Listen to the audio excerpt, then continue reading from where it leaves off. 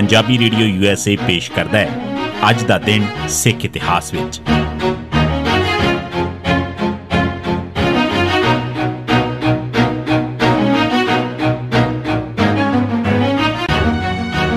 सिख इतिहास दीआं घटनावां च 9 अक्तूबर दा दिन 1664 गुरु लादोरे मक्खन शाह लुबाणा दे गुरु तेग बहादुर साहब नूं लभण दी कहानी दा सच। 9 अक्तूबर 1664 के दिन हिंदुओं का दिवाली का त्यौहार सी। इस वेले गुरु तेग बहादुर साहब बकाला वेखे सन। हर साल इस मौके ते सिख अपना दसवंध भेंट करन वास्ते गुरु साहबान कोल आउंदे सन। गुरु हरकृष्ण साहब दे ज्योति जोत समाउण मगरों अजे काफ़ी संगतां नूं पता नहीं सी कि जिहड़े गुरु तेग बहादुर साहब नूं गुरगद्दी सौंपी गई है वो कित्थे ने। इन्हां सिखां च भाई मक्खन शाह लुबाणा भी सी। जदों उसनूं पता लगा कि गुरु तेग बहादुर साहब नूं गुरगद्दी दित्ती गई है तो कीरतपुर साहब नहीं बल्कि बकाला विच हन, तो वह गुरु साहब नूं लभदा लभदा बकाले पुज्जा।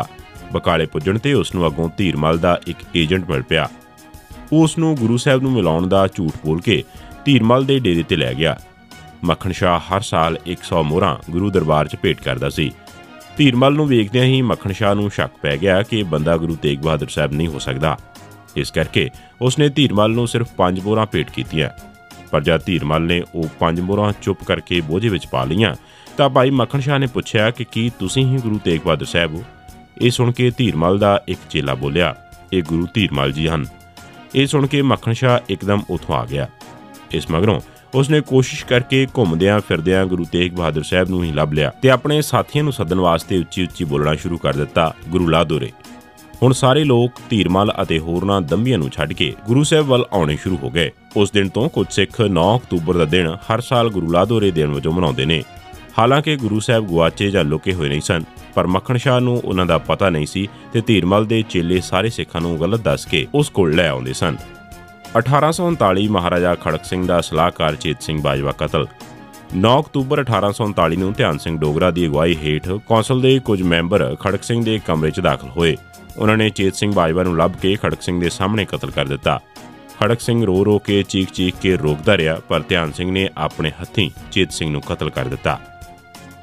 1960 बठिंडा जेल च सिखां ते गोलियां, 4 शहीद। मई 1960 च शुरू हुए पंजाबी सूबा मोर्चे दौरान सितंबर 1960 के अखीर च पंजाब भर दीआं सारियां जेलां अकाली कैदियां नाल भरियां होईयां सन। 9 अक्तूबर की सवेर नूं पुलिस ने लगातार गोलियां चलाउणियां शुरू कर दित्तियां ते कुछ मिनटां च 53 सिखां नूं गोलियां दा शिकार बनाया। गोलियां चलाउण मगरों पुलिस वालिਆਂ ने इखलाकी कैदियां नूं, जिन्हां च बहुते कातिल सन, अपने नाल ला के लाठियां नाल सिखां नूं मारना शुरू कर दिता। नाल ही पुलिस ने हंझू गैस छड्डनी भी शुरू कर दी। ये सारी कार्रवाई 1 घंटा 10 मिनट चलती रही।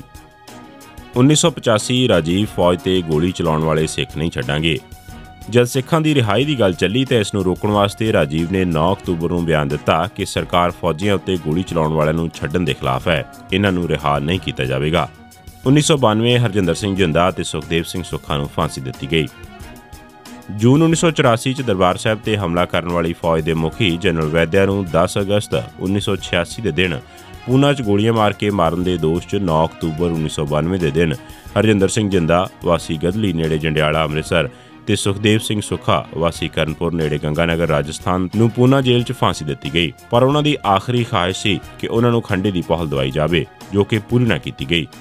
फांसी चढ़न तो पहला उन्होंने मिठाई वंडी ते हस हस के फांसी का रस्सा गल विच पाया। उन्हां दीआं लाशां भी परिवार नूं ना दित्तियां गईआं। इस दे जवाब च 10 ते 11 अक्तूबर नूं मुकम्मल पंजाब बंद रहा। जिंदा ते सुखा नूं फांसी देण मगरों उन्हां नवें भोग 18 अक्तूबर नूं अकाल तख्त साहब ते पाउण दा ऐलान किया गया। 11 अक्तूबर नूं मुख मंत्री बेअंत सिंह ने ऐलान किया कि भोग अकाल तख्त साहब ते नहीं पैण दित्ता जावेगा। इस ऐलान मगरों 13 तरीक नूं पुलिस ने दरबार साहब नूं घेरा पा लिया। अगले दिन टौड़ा ते सैकड़े होर गिरफ्तार कर ले गए, पर इस दे बावजूद सिखां ने यह रस्म निभाई। इस सिख इतिहास दीआं घटनावां च 9 अक्तूबर का दिन। सुणदे रहो पंजाबी रेडियो USA।